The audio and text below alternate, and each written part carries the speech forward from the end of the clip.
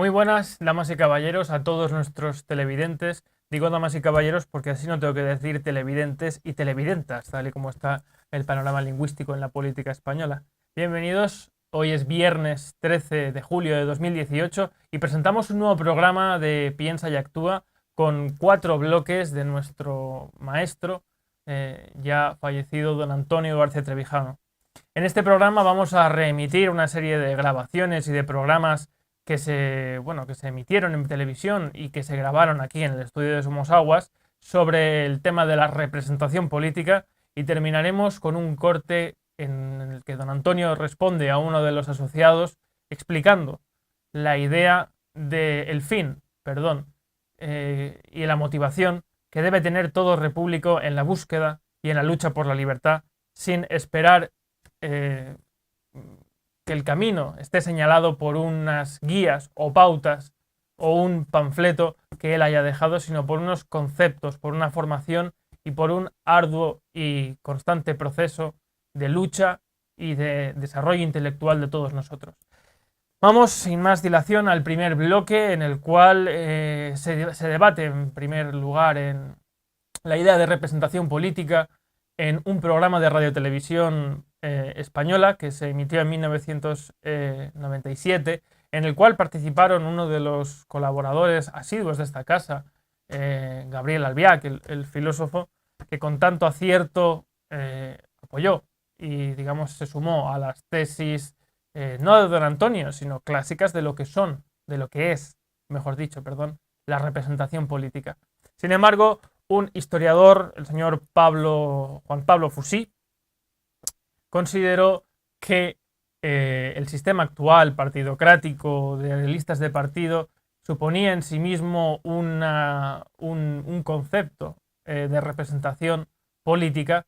No obstante, esto está perfectamente aclarado por don Antonio, al que además sumamos algunos fragmentos, como tuvo aportaciones en Santo Domingo de la Calzada, hablando del uso del idioma y del lenguaje movido por un espíritu socialdemócrata de pervertir el uso del lenguaje, de utilizarlo para esgrimir falsedades, como por ejemplo cuando oímos los términos las políticas de un mismo partido o de un mismo político, cuando realmente lo que se quiere decir son las medidas, dado que la política es solamente una.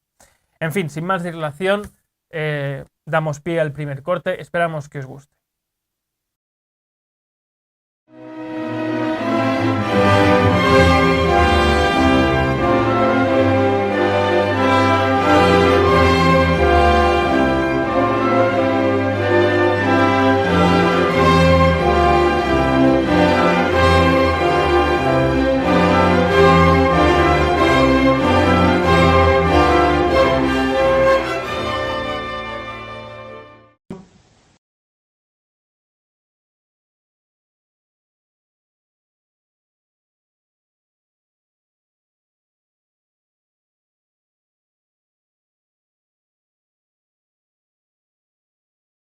El régimen actual, igual que la dictadura, ha cambiado porque hay unas libertades públicas que entonces no existían, pero que el régimen se define por 2 características. El de la monarquía. 1, que no es un sistema representativo del ciudadano. El ciudadano no tiene poder ninguno, ni para elegir a sus representantes, ni para elegir a su gobierno. Esa dimisión de esa libertad se ha entregado a los aparatos de los partidos. 2, este régimen no es electivo. Los ciudadanos no eligen, votan, ratifican, pero no eligen. Hoy, las elecciones que ustedes votan, donde todo el mundo cree que es libre, no lo es. No tiene ninguna libertad ni para designar candidatos, ni para elegir a las personas. Bueno, y la teoría... Bueno, pues tiene libertad para cambiar los gobiernos. No, señor, no la tiene. Bueno, voy a decir por qué. Bueno, yo le voy a decir, antes déjeme que le diga que ha habido, por lo menos hasta 1981, que no puede cambiar los el gobierno de UCD con unas determinadas políticas, en las cuales, entre otras personas, ejerció el poder el señor Ricardo de la Cierva. Hubo un cambio electoral verdaderamente determinante, que es el triunfo de los socialistas del 82 al 96, y ha habido una tercera, etapa en la cual después el Partido Popular un partido de carácter más conservador, etcétera, gracias al voto de los españoles, que por lo visto no tiene ninguna importancia, ha desplazado del poder a el equipo anterior, cambiándose bastantes cosas o iniciándose nuevas políticas educativas, etcétera. Segundo, con hechos. En las comunidades autónomas resulta que, para bien, para mal, no entro en eso, gobiernan nacionalistas vascos en un sitio, nacionalistas catalanes en otro, Bien. tienen políticas. Bueno, yo creo que si eso no es capacidad de decisión del electorado para determinar quiénes son los gobiernos y políticas concretas que esos gobiernos ejercitan. Hombre, hasta ahora sabíamos que distintos sujetos de la acción política pueden practicar distintas políticas, pero no sabíamos que un mismo sujeto puede tener a la vez múltiples políticas. Eso no existía, no lo sabíamos, España lo ha inventado. No en el sentido que en España haya una política del PSOE, otra del PP, otra de Podemos. No, yo no me refiero a eso. Eso es normal, que si son distintas políticas, pues es normal que se llame política en plural, porque son varios los sujetos. No, yo me refiero a las políticas de un gobierno, o de un partido, aquel, y este gobierno habla políticas en plural. Ya me dirá usted. Pues se lo voy a decir. Los electores, la teoría electoral dice que el pueblo puede corregir los defectos de su elegido porque después votando a otro. Y usted sigue diciendo implícitamente, está basado en lo mismo, que el pueblo puede, si el PSOE no le ha gustado su actuación o UCD, vota a otro. Y cree que con eso el pueblo tiene una libertad. En primer lugar, eso es verdad en la teoría liberal. Eso es verdad si el sistema español de elecciones fuera representativo del elector.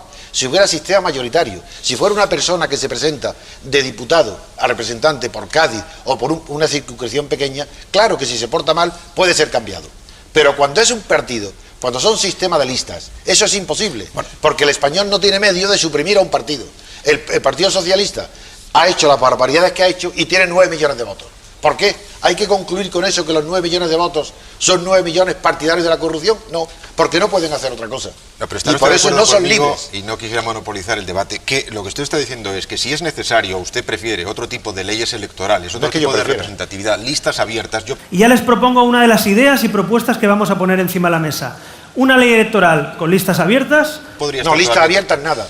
Las listas abiertas son tan antidemocráticas como las cerradas. Digamos que usted puede criticar elementos que configuran el actual sistema de partidos políticos en España. Me parece muy bien. Eso no significa que el pueblo español no tenga capacidad de decidir cambios importantes y sustanciales de gobierno. No lo tiene. Son dos cosas distintas. Esa capacidad la tienen los aparatos de los partidos. Ellos se limitan a ratificar. ¿De verdad los españoles quieren que en Cataluña no se proteja a nuestros servidores públicos? ¿De verdad se piensan que la mayoría de españoles vamos a permitir que sigan con las embajadas en el extranjero intentando perjudicar los intereses de España? ¿Eso dónde se ha decidido? ¿En un despacho para ser presidente a cualquier precio?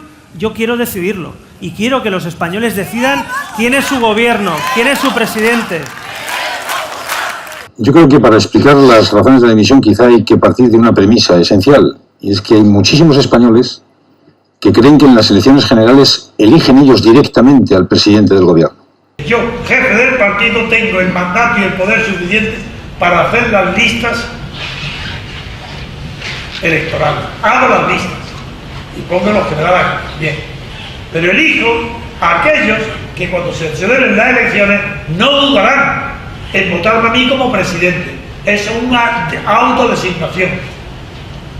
Rajoy ahora, como antes Zapatero, como antes Aznar, todos, Felipe González, todos, ellos mismos se nombran presidentes del gobierno. Es decir, ni siquiera se produce el simulacro de que lo elijan el legislativo, no, ni eso. Ellos nombran el legislativo con la condición de que los nombre a ellos, presidentes. Pues se autodesignan a ellos. ¿Y que cumplen un requisito? Que sobra todo y el gasto. Bastaría una habitación la mitad que esta sala, mucho menos, casi esta mesa. Aquí reunimos a los jefes de los partidos que hacen la lista y solo dicen, vamos a presentarnos, venga, lo mismo, ya, no tiene gastos, ni gastos electorales, ni nada, venga. Y cada uno, en la proporción que saque cada uno de ellos, se presenta solo, sin lista. Y después de elegido, después, que es verdad, hace las listas. ¿Pero listas para qué? Pues para decorar una sala, que basta que designa 4 o 5, no para que redacten, porque el legislador español no redacta nada. ¿No lo sabéis todavía? ¿Quién hace las leyes? De la banca, del seguro, de los transportes, de todas las multinacionales de teléfono. Las secretarías técnicas de las multinacionales, en España del INES. Eso hacen las leyes. Pero ¿no veis que el tontarrón de Sánchez confiesa que va a pedirle árnica y que lo proteja al presidente de la Telefónica para que lo traten bien en el diario El País? Esa es quien hace las leyes, la Telefónica. En España, ¿qué ha sucedido con los partidos políticos? 6 personas, 4 personas, 5 personas, una nombrada a dedo por el rey, Suárez. Las demás salidas de la clandestinidad, sin ninguna legitimación de sus bases, la legitimación de su valor, pero no democrática. Esas personas se reúnen y dicen, no tenemos ninguno, dicen, el entendimiento, el pacto que es, no tenemos ninguna seguridad, no sabemos la incógnita que puede suponer unas elecciones, no sabemos quién vamos a ganar, pero vamos a adoptar entonces un sistema, un acuerdo, para que en el peor de los casos nadie pierda, todos ganemos. ¿Cuál? Repartirnos el poder en proporción a los votos que saquemos. ¿Y qué votos vamos a tener? No importa, nosotros designamos a los diputados, no el pueblo. Ellos hacen las listas, 5 personas hacen toda la lista de diputados. El sistema no varía ni un ápice si no se molestaran ni en hacer listas. Se presentaran los 5 solos. El pueblo votara proporciones, el 20, el 15, el 30. Y luego, después de las elecciones, rellenar los nombres. Los diputados son empleados a sueldo de los partidos. Cumplen las órdenes de los partidos, no representan al pueblo para nada. Eso es una ficción. Y eso se llama, literalmente, oligarquía o oligocracia. Eso no es democracia.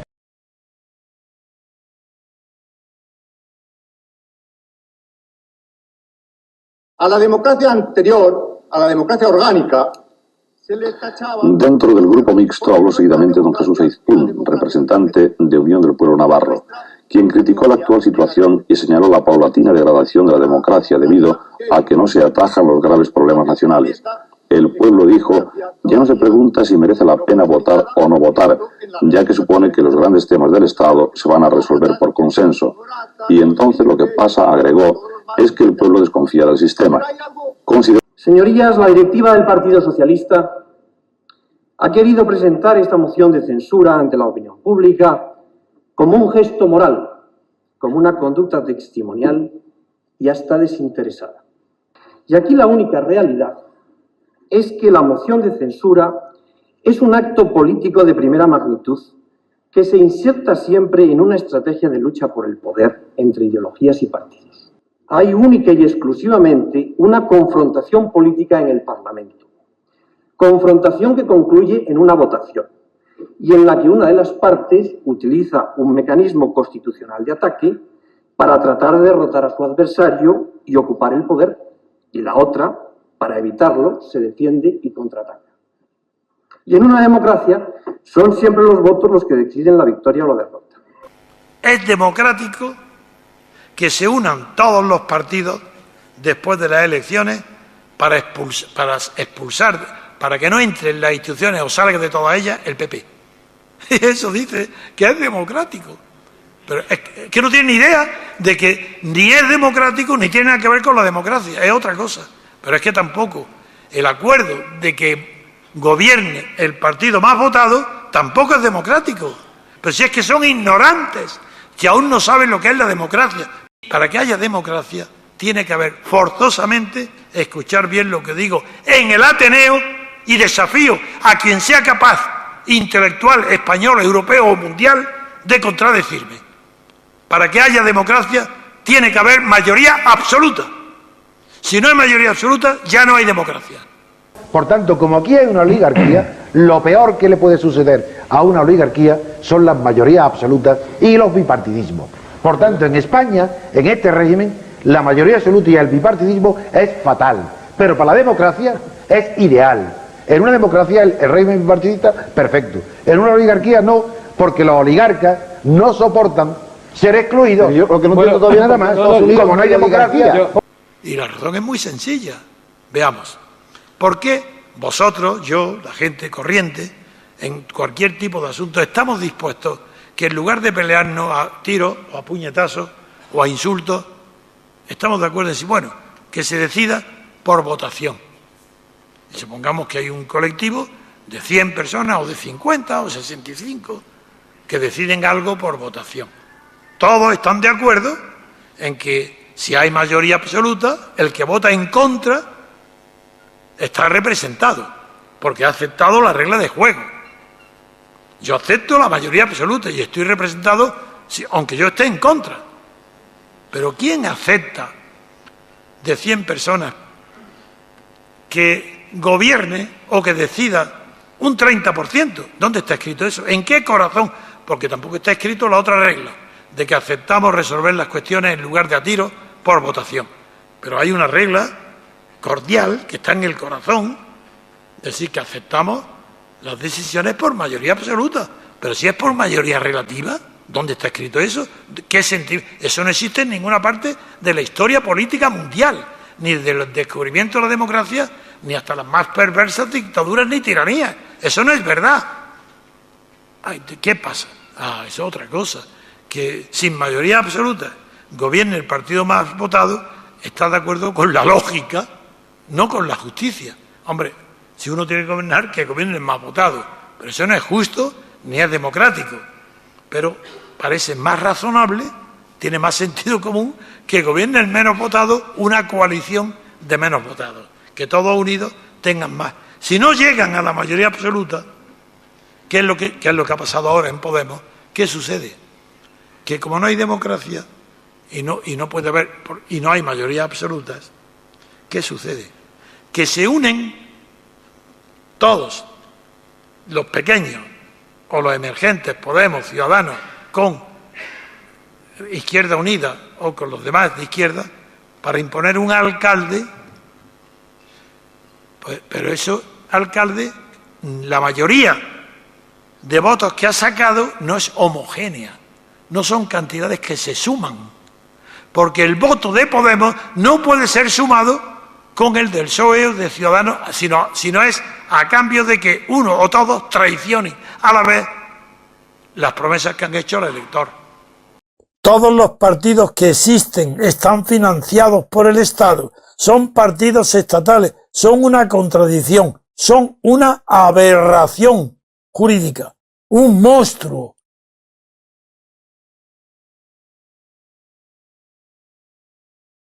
¿Qué pasa con ese partido?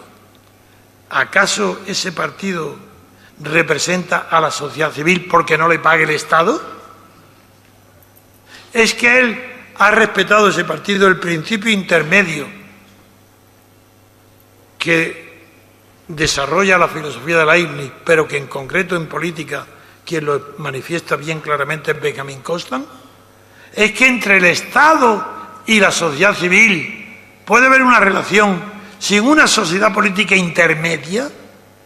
No. Por tanto, ese partido nace del Estado, le pague o no le pague, porque no hay una sociedad política intermedia entre la sociedad civil y el Estado. Ese partido es de idiotas. ¿Cuál es la función de los partidos? Integrar a las masas en el Estado. Nosotros tenemos que ser la alternativa, la España ciudadana que dice basta. Vosotros no sois ciudadanos. Aquí se habla mucho de ciudadanos. Yo no conozco a ninguno. Un ciudadano serán súbditos, pero que yo no conozco en España a nadie que sea ciudadano. ¿Sabéis? ¿Sois conscientes de los derechos de ciudadanos? Nadie. ¿Por qué? Pues porque no hay ciudadanía. Hay sumisión, esclavitud. No hay más que partidos estatales pagados por el Estado, mintiendo todos los días. Son los responsables de la crisis que hay. Fantástico. Este corte, como siempre, la mayoría, por no decir todas, las intervenciones de nuestro queridísimo maestro. El segundo bloque es una respuesta en el programa que se realizaba de Piensa y Verás, aquí en esta casa, en el estudio de Somos Aguas, al repúblico Pablo Díaz Donoso también, sobre el mismo concepto de representación. El repúblico plantea que acudió a una charla de Huerta de Soto y plantea la idea de representación, digamos, desde la perspectiva económica que defiende Huerta de Soto, también Juan Ramón Rayo, aunque don Antonio consideró que la tesis de Huerta de Soto, que estaba instruida y formada en la escuela austríaca y en tesis económicas, también en Adam Smith.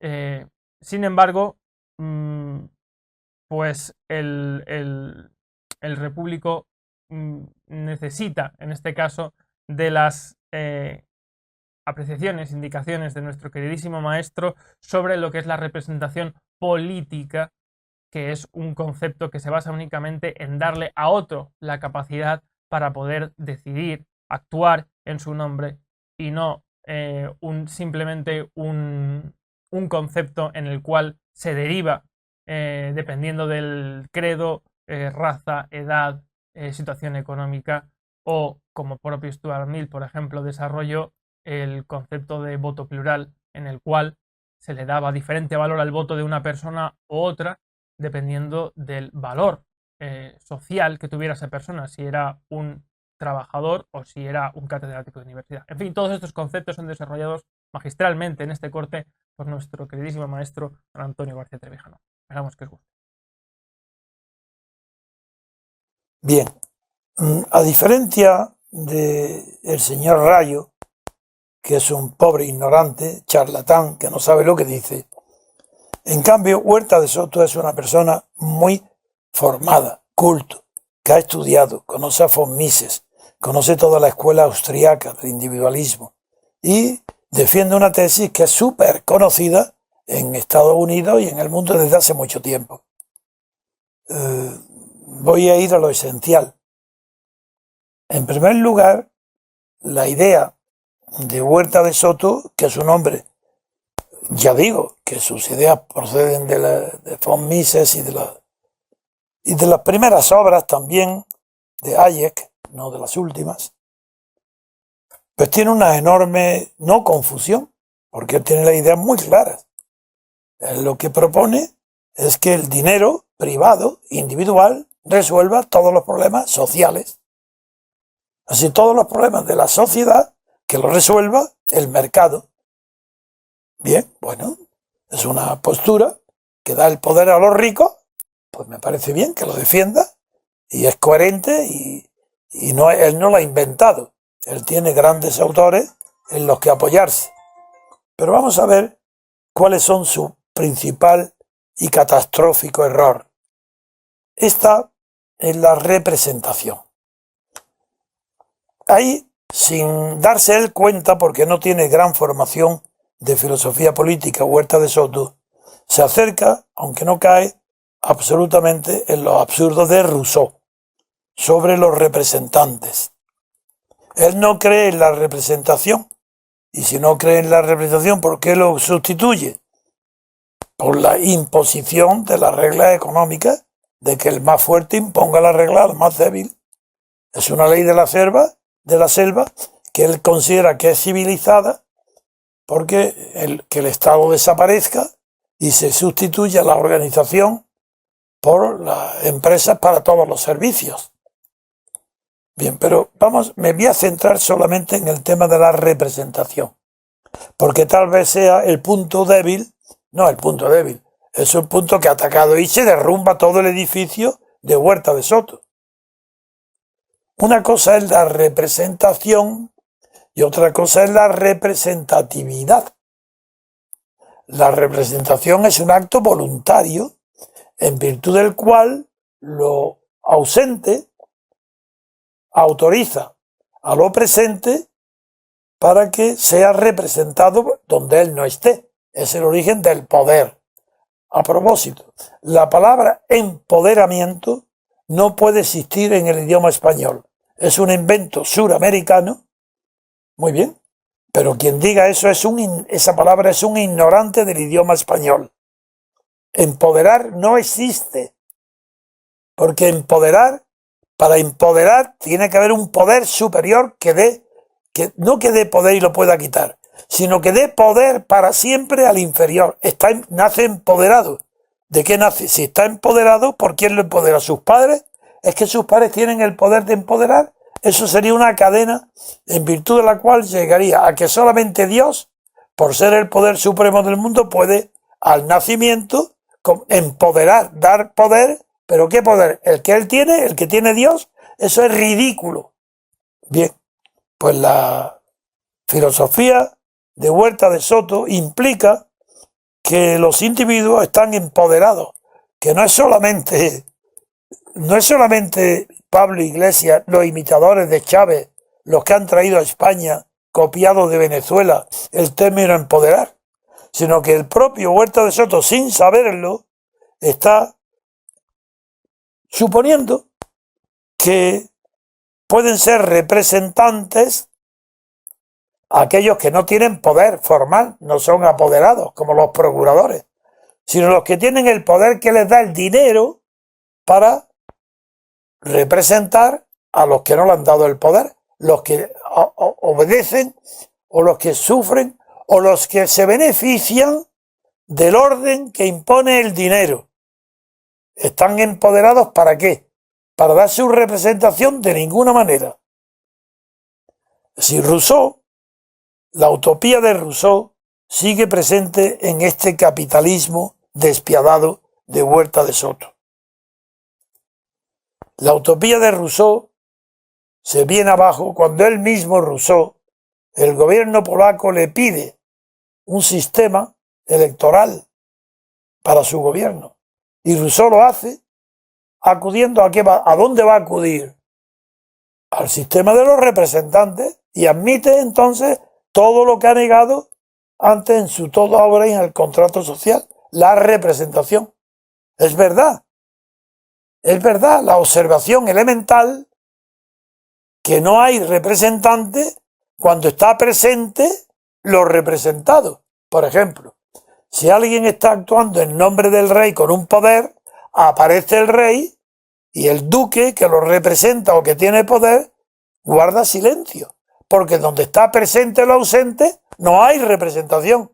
Decirme, Huerta de Soto, ¿dónde está presente lo ausente en el sistema que propones? En ninguna parte. Esa es la falsedad del sistema de Huerta de Soto. Ninguna confusión. Nosotros, en cambio, nuestro sistema está basado en la representación auténtica que, procediendo de la sociedad civil, elige representantes individuales, no por distritos de partido, de listas de partidos, sino por distritos electorales pequeños. Los gobernados, los que van a elegir representantes, designan a una persona, no a un partido, ni a una lista de partidos. Son los únicos representantes. Esa es la diferencia entre nuestro sistema, basado en la clásica representación individual, descubierta por Marsilio de Padua en el terreno intelectual y practicada por las abadías y monasterios de la Edad Media en el mundo de las realidades prácticas. Esperamos que os haya gustado. Pasamos ahora a un tercer bloque en el cual don Antonio aborda la idea de representación versus representatividad. En este corte que vais a ver ahora mismo, don Antonio realiza una acertada y yo creo que brillante disertación y exposición de los orígenes de la representación desde lo que es el derecho romano, donde la representación, digamos, de la persona era inconcebible, sino no así de la cosa, cómo evoluciona a través de la historia, llegando a Marsilio de Padua, que en el Defensor Pacis concibe por primera vez lo que es la representación política que entendemos hoy en día, de elección de una persona por mayoría, etcétera, etcétera. En fin, sin más dilación, pasamos a este desarrollo teórico por parte de don Antonio de cómo el derecho es la fuente, casi siempre, por no decir siempre, de los conceptos de la política. Esperamos que os guste. Porque o sabes lo que es la representación y la diferencia con representatividad desde el punto de vista jurídico, o no sabes nada y sigues siendo todo lo escéptico que quieras toda tu vida, porque vas a tener delante de ti evidencias como templo y no las vas a ver. Bien, voy a decirte, representación es un contrato procedente del derecho civil que viene de Roma, de la antigüedad, en virtud del cual una persona representa a otra, actúa en su nombre y la compromete en su nombre. Eso es representación. Y eso se consigue mediante un instrumento notarial que se llama poder notarial. Tú puedes nombrar representante tuyo a cualquiera y va a tener las facultades que tú le otorgues en una escritura de poder notarial y le autorizas para que venda, alquile o administre tus propiedades. Bien. ¿Qué pasa en la política? Lo mismo. Porque los conceptos de la política vienen del derecho. De allí sale la doctrina de Marsilio de Padua, que es el primero que sienta la maravillosa tesis de que una persona es representable por otra, cosa que estaba prohibida en Grecia y Roma. En Roma no se podía, estaba prohibida la representación. Era inconcebible, no es que tuviera, ni siquiera había que prohibirlo. Era tan inconcebible en el derecho romano que una persona representara a otra, ni siquiera en un pleito, ni el procurador. Eso que nosotros conocemos también ahora de los procuradores, que le damos poderes para que nos representen en un pleito, eso estaba prohibido en Roma, que es la que inventa el derecho y el procedimiento. Prohibido. Y recurrieron a un truco extraordinario, maravilloso. Cuando un propietario tiene un pleito referente a su propiedad con otra persona que la invade o lo que sea, en Roma se inventa un mecanismo tortuoso, laberíntico, pero maravilloso. Como el propietario no puede dar poder a un procurador, el que lo va a representar de verdad en el juicio se llama procuratio in rem suam, porque eso sí, puede representar una cosa del propietario, pero no al propietario. Ese es el derecho romano. ¿Y sabes lo que sucede? Que como el pueblo no puede dar mandato imperativo a sus diputados, a los que vota, se los dan los jefes de cada partido. Y los jefes de cada partido a quien obedece jamás es al pueblo, ni a sus votantes. Obedecen al jefe de partido que los pone en la lista y los quita. Nada más. Por tanto, no hay representación ninguna. En España ninguna. Y en Europa tampoco, salvo en Francia.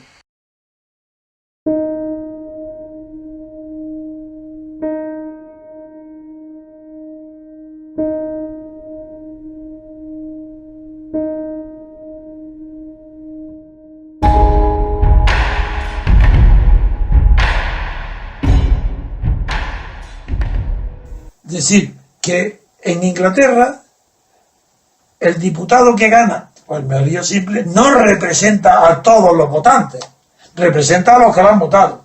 Y sin embargo, por eso tiene que hacer en Munburque el milagro de los apóstoles. Dice, no, es que tan pronto como en Bristol, eso está en su discurso de Bristol, tan pronto como ha elegido diputado de un distrito, en ese mismo momento ya no defiende y representa al distrito, sino al interés nacional de toda Inglaterra. Eso es un cuento. Brutal. Es decir, vosotros formamos una circunscripción, un distrito como entonces, en Totana, junto con Lorca, que tienen la misma población que Atenas. Sacáis un diputado, y el mismo día que salga ese diputado, que puede ser un campesino sin cultura científica ninguna, pero de un sentido común y una prudencia excepcional, y lo eligen, pero que no conoce Europa, ni ha viajado en el mundo, ni conoce los temas. Sin embargo, tan pronto como es elegido ese mismo día, ese campesino prudente elegido por Totano y por Lorca, iluminado por un Pentecostés, se le mete por la cabeza el Espíritu Santo y se va a Madrid, y en Madrid opina de la guerra de Irak, de las sopas de la EON, de la economía alemana, de la guerra del mundo, sabe todo. Bueno, ese absurdo tan grande, ese es el que rige. Ese es el sistema que hay. Porque el sistema que hay, los diputados no representan a quien los elige. Tienen que defender el interés nacional, no el interés del elector que lo ha elegido. Y eso es monstruoso. Eso es un delito. No es que sea una ignominia. Eso es un engaño. Es una traición al electorado. ¿Cómo se va a exigir que nadie represente lo que desconoce? El que va a un distrito conoce esos problemas allí porque no es cunero y representa los intereses que él ha dicho allí que va a defender. Eso de transformarlo en un metafísico, eso es un cuento del mundo Bunke. Eso no es verdad. En cambio, sí que es verdad que en el sistema francés, en la segunda vuelta, el que ha perdido los votos en la primera y el que pierde en la segunda han aceptado la regla tácita de que la mayoría más uno representa al perdedor. Pero en cambio, el sistema parlamentario, el diputado de distrito, siendo a una sola vuelta, representa mejor al distrito que en Francia a doble vuelta el mismo, porque en el primero el dueño del distrito es el diputado. El partido, claro que agrupa a los diputados, pero es que en Francia es distinto. Es que en Francia, siendo a doble vuelta, el diputado se debe en primer lugar a su partido. Ya está, ya no representa como el inglés, que el diputado representa a su distrito y luego está escrito un partido. Pero eso es lo segundo. Lo primero es que es representativo de su distrito y en Francia no sucede así. Esa es la explicación. ¿Tú por qué circunscripción eres diputado aquí en el Parlamento británico? Ronda, en el país de Gales. Soy galés.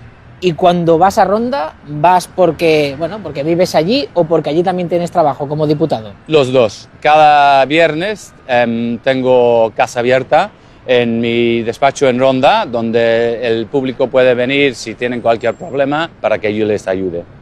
Acabo de hacer no sé cuántos emails de los votantes en mi distrito electoral que tienen problemas con los desagües o lo que sea.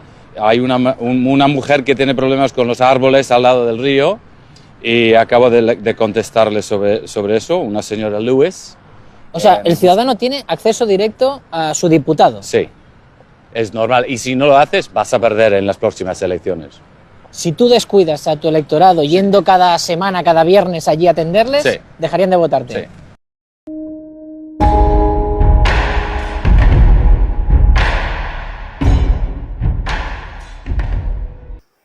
Desde el punto de vista jurídico y moral y social, en Estados Unidos, en Inglaterra y en todos los países del mundo, no hay representación política, porque no existe derecho a revocar el mandato conferido por los electores.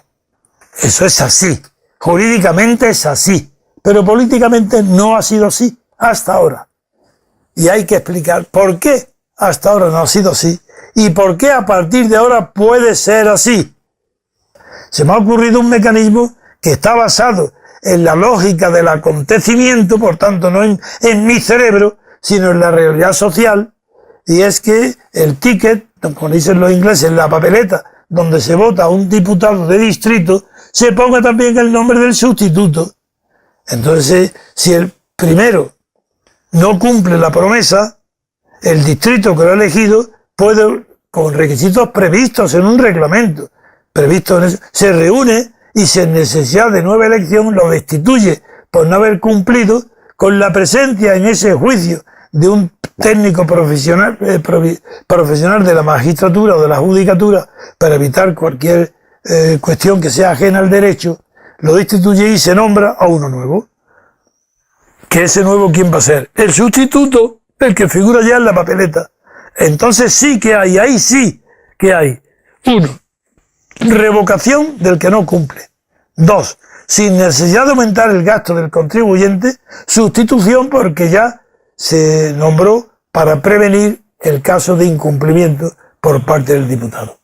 La democracia se define más por la posibilidad de que el pueblo eche a los gobiernos que porque los nombren. Sí. Si tú no puedes echar a un gobierno, no eres libre. Y el sistema de representación a doble vuelta es maravilloso, porque es el que consagra de verdad el principio de representación a conciencia, elimina la paradoja de Arrow y hace que el elegido sea representante de verdad del distrito que lo elige, no de la nación. Eso de ninguna manera. ¿Y cómo surge la representación nacional? Por un mecanismo sencillísimo. Reunido en Madrid o en París o en Berlín, todos los diputados que han sido elegidos en sus distritos personales, donde están, donde viven, donde proceden, donde son conocidos, porque si no a nadie se le ocurre ir a que no lo elijan. Pues bien, se reúnen en el centro y forman lo que se llama Asamblea Nacional, por seguir la tradición europea y francesa. Y en esa Asamblea Nacional, donde están todos reunidos, no representan a la nación tampoco. El hecho de estar reunidos 500 diputados que representan a su distrito, la suma de eso no transforma su naturaleza. Siguen siendo 500 diputados de distrito. No representan a la nación. Entonces, ¿cómo se hace entonces que representa a la nación? Pues muy sencillo. Una elección de segundo grado, como ha pasado también en todas las tradiciones de la Edad Media de la Iglesia. Elección de segundo grado. ¿Qué significa esto? Pues que los 500 diputados de distrito reunidos en la Asamblea eligen a un presidente de la Asamblea. Pero ese presidente de la Asamblea elegido, que procede de un distrito, es elegido presidente de todo, y sí que representa, porque está elegido por todos los distritos de la nación, representa a la nación. Y tiene que dimitir, porque para esa elección tiene que haber, en cada diputado tiene que llevar un suplente con él, para que el que vota a una papeleta, vota a un titular y a un suplente. Porque ese titular puede morir, puede estar enfermo, puede incumplir, que es lo normal, que incumpla el contrato bilateral que ha contraído con el distrito, que él dice voy a hacer esto, el distrito lo vota para que lo haga, si lo incumple lo echa en el acto sin hacer otras elecciones. Para eso tiene que llevar un suplente. Bien, entonces el elegido presidente de la Asamblea dimite en el acto como representante del distrito que lo ha elegido. Pasa a ocupar su lugar el suplente. Y él, igual que el presidente del Ejecutivo, tiene poder para designar libremente a su gobierno, pues el presidente de todos los diputados elegidos, y se ha elegido entre ellos el que consideran mejor, tiene el poder de constituir el gobierno, los órganos necesarios para que la Asamblea cumpla su función, que es puramente hacer leyes. Y para ello tiene que dividir los organismos, y esa es función del presidente, que nombra un consejo de legislación, y ese consejo de legislación, que ya tiene que estar formado de verdad por personas jurídicas, y habrá en 500, pues claro que habrá juristas buenos o abogados buenos, pues ese consejo de legislación tiene la función, uno, de recibir por parte de todos los demás diputados todas las iniciativas legislativas, examinarlas, filtrar aquellas que pueden ser de interés general, filtrarlas, dirigir ese proceso y al final devolverlo, la iniciativa como proyecto de ley, a la Cámara, para que a su vez ya directamente los 500 diputados aprueben o rechacen las leyes. Representatividad. Una cosa es que no nos representan porque no tienen poderes para representarnos, porque ni siquiera nos lo piden, ellos se atribuyen lo que hacen. Además de no ser representantes, tampoco son representativos. Representativo, eso no tiene nada que ver con representantes, es otra cosa. Por ejemplo, una mujer es representativa del sexo femenino y no representa al sexo femenino, pero es representativa porque es hembra, y el hombre igual. Es decir, un español puede ser representativo de su idioma, de España, pero no lo representa, es representativo. Las costumbres son representativas, la sardana es representativa del pueblo catalán, pero no lo representa. Esa enorme diferencia entre ser representativo y ser representante es la que se confunde y ha ocasionado tu confusión. La representatividad lo que designa es una correspondencia paralela, exacta, copia, especular, como un espejo, entre la institución que pretende ser representativa y aquello que normalmente es la sociedad de la que pretende ser representativa. En el caso político, la representatividad sería la correspondencia o la copia o la reproducción de la institución con respecto a la sociedad española. Ya veremos, y lo sabéis también, que no hay una sola institución española, ni una, ni un solo partido, ni el Parlamento, ni el Gobierno, ni la Judicatura, ni la prensa, ni, no digamos las televisiones, no hay una sola institución que sea representativa del pueblo español, que sea representativa del pluralismo de la sociedad española, que sea representativa de la sociedad civil. Por tanto, no existe representatividad en ninguna institución. Por eso es la grave crisis moral y permanente. Una cosa es la política y otra cosa es la vida y la sociedad, y cada uno va por su lado. Hasta tal punto los conceptos de representación y representatividad son tan diferentes que, por esencia, la institución representativa sería el Parlamento. Para eso así se llama y todos la llaman, toda la prensa. Pues no, con esta ley electoral del sistema proporcional, el Parlamento se rellena con diputados de lista y el resultado es que no es ni representante de nada ni representativo de la sociedad. Se siente proscrito en esta democracia. Como esto no es democracia, yo no me siento proscrito. Lo que me siento es proscrito junto con la democracia de esta monarquía. Yo estoy donde está la democracia, que ahora está en la idea, no está en la realidad. Por tanto, estoy proscrito con ella. Si no fuera así, yo sería un amargado. Y no lo soy un hombre ilusionado. No tengo amargura ni rencor. ¿Por qué? Porque las ideas por las que yo luché no han triunfado. Si hubieran triunfado mis ideas y yo hubiera sido excluido, estaría amargado. Pero yo es normal que nadie me reconozca nada, es normal. Los valores que a mí me inspiran están desterrados de España.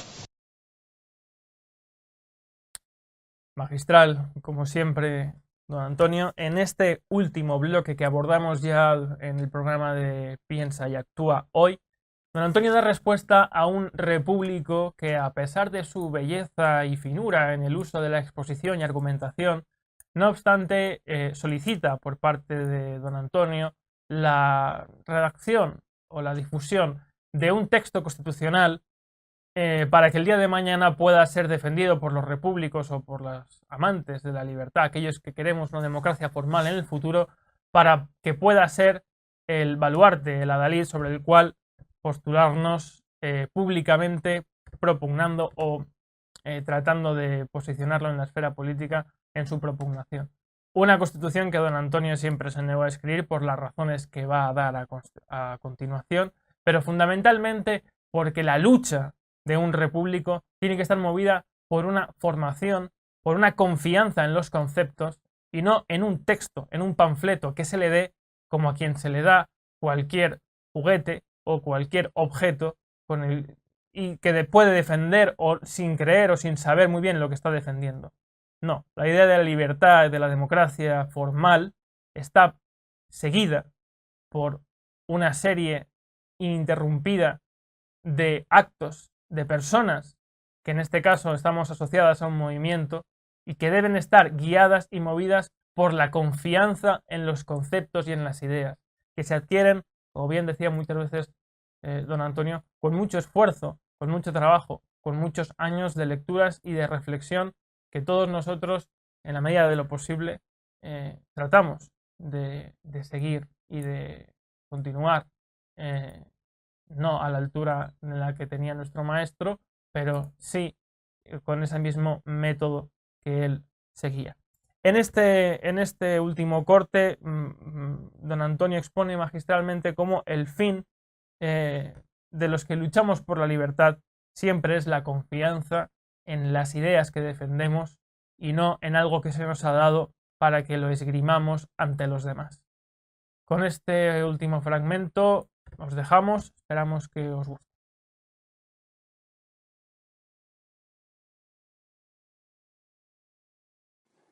Usted escribe muy bien, se ve que tiene ya bastantes años. Y también que en el fondo es un escéptico amargado. Voy a decirle por qué. Hay dos resortes en la vida de toda persona, de toda, buena, mala, inteligente, torpe. Hay dos resortes en la vida de cada persona y de cada pueblo para afrontar el futuro. O se está atraído hacia el futuro por un imán que orienta, lleva a una meta, el imán te atrae, o por un motor interior, a usted le falta ese motor. Y como le falta ese motor que no tiene confianza en sí mismo, me pide a mí que en lugar de estar hablando tanto y tan bien de emociones y de contextos y de conocimientos políticos que por qué no expongo. El proyecto de ley que yo propongo, quiero una ley, un proyecto de ley. Ya sé que usted conoce los argumentos que yo doy, que una persona no es quien para poner ningún proyecto de ley, y que por muy conocedor que yo sea, como sé que lo soy, del derecho constitucional, bastaría que yo propusiera una constitución para que eso sería suficiente para que jamás fuera aceptada. Porque todos quieren tener el orgullo, el amor propio de haber participado. No aceptar una ley que ha hecho Trevijano o cualquier otro, incluso reconocido como sabio, que no es mi caso. Porque la gran mayoría de los españoles o me desconocen o tienen una opinión negativa de mí, creyendo que estoy corrompido por Guinea sin saber siquiera ni dónde está Guinea, ni que yo no he tenido cargos ninguno, ni en Guinea ni en España, y que no saben qué es. Sin saber nada, creen que está corrompido, figúrese. Bien. En cambio, usted no tiene motor. Su vida no está empujada por algo interior que la mueva hacia una finalidad noble. Usted entregado, confirmado. Usted dice que es egoísta. ¿Cómo? Es egoísta porque no tiene vista, porque no ve el futuro, porque no tiene motor. Egoísta no. Lo que tiene es una visión tan a corto plazo que usted, claro que confunde. Usted piensa como Hegel, todo lo que existe tiene una justificación, tiene una razón de existir. Entonces, ¿cómo va usted a destruir? ¿Pero quién es usted para destruir? Para destruir hace falta tener una idea tan clara de la construcción que propone que solo entonces se atrevería. Además, usted, como escribe bien, es un hombre inteligente, un hombre que sabe argumentar, pero no ha leído libros importantes. Usted no ha leído a Gramsci, por ejemplo, porque Gramsci tiene bien demostrado que destruir es mucho más difícil destruir que construir. Y eso no solamente en humanidades, en la naturaleza humana, sino incluso en la física. La ley de la entropía explica por qué es más difícil, mucho más difícil, destruir que construir. Pero usted no tiene confianza en sí mismo. Por eso no va a la Alpujarra. Le da miedo. A usted le da miedo tener fe en algo, creer en algo. Y entre ellos, sobre todo en la libertad política. Le encanta escucharme, le gusta, pero dice, no es suficiente. No es suficiente que usted proponga una acción colectiva, porque para proponer una acción colectiva no vemos el premio. Queremos ver el premio a la vista. Díganos usted dónde está la tierra prometida. Moisés no llegó. La tierra prometida, Moisés, cuando la divisó murió. ¿Usted quiere ver la tierra prometida? No. Es que la quiere de verdad tocar y ver que allí hay ríos de leche y miel. Si no, usted no se va a mover. Me da pena. Pero también me da pena humanamente. No lo desprecio. Porque usted sabe escribir. Es un hombre inteligente. Es un hombre sensible. Pero no tiene motor. No tiene energía. No tiene confianza en sí mismo. Usted no sabe lo que es la libertad. Usted no es un hombre libre. Es que no había que destruir al franquismo. Que Franco, 40 años de franquismo. Y usted viene a decirme que le da miedo destruir. A que también le daría miedo destruir al franquismo. A mí no me dio.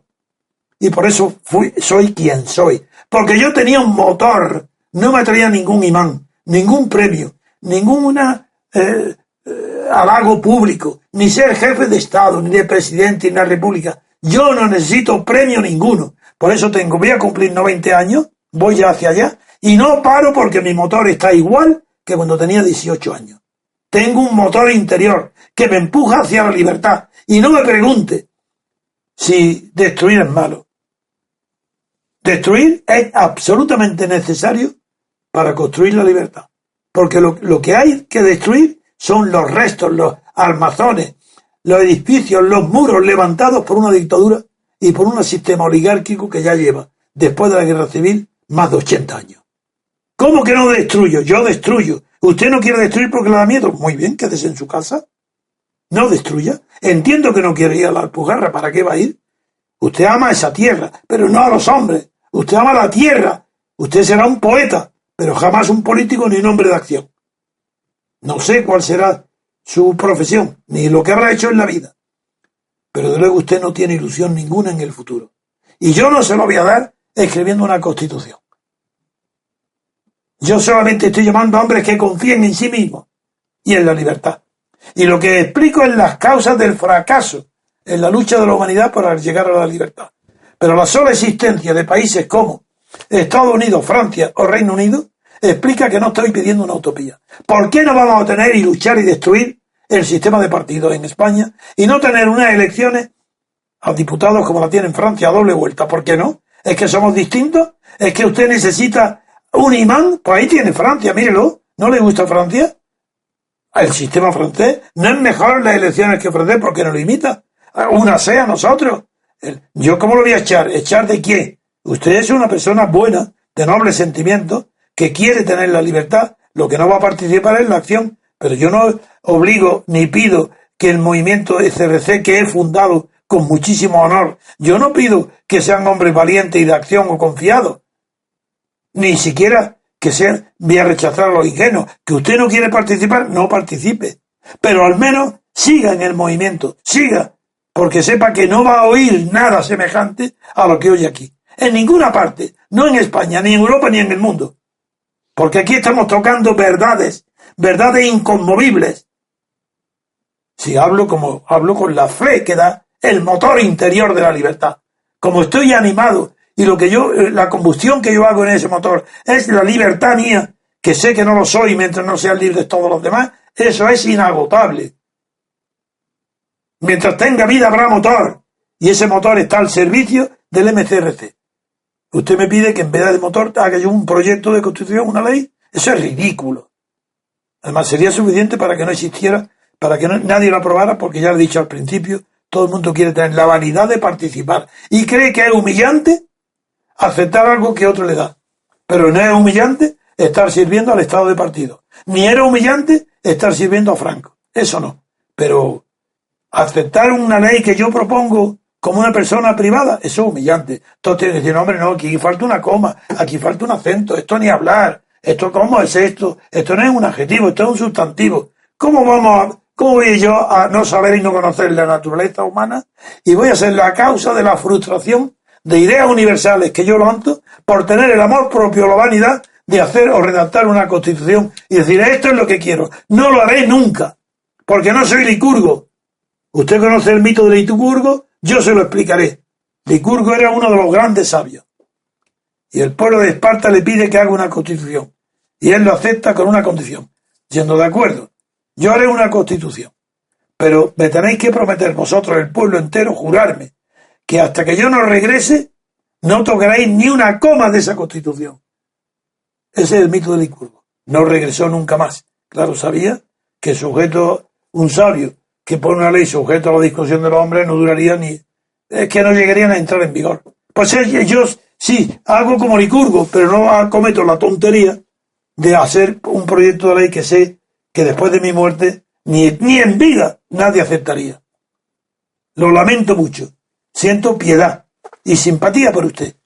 Quédese con nosotros, quédese para que respire la energía, el oxígeno que se desprende de nuestras palabras y de nuestras acciones.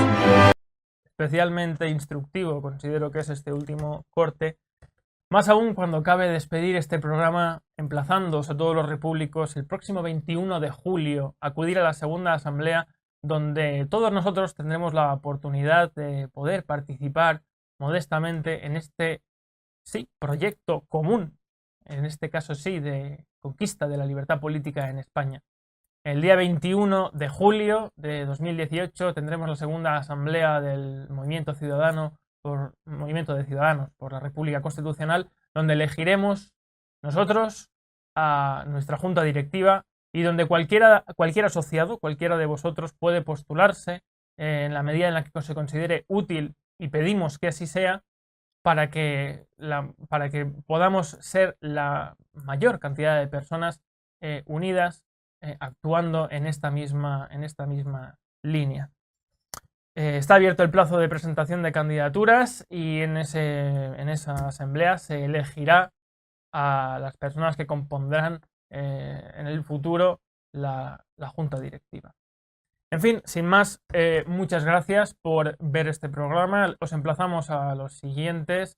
Yo soy Rubén Gisbert, ha sido un placer estar aquí con vosotros y nos esperamos todos el día 21 de julio.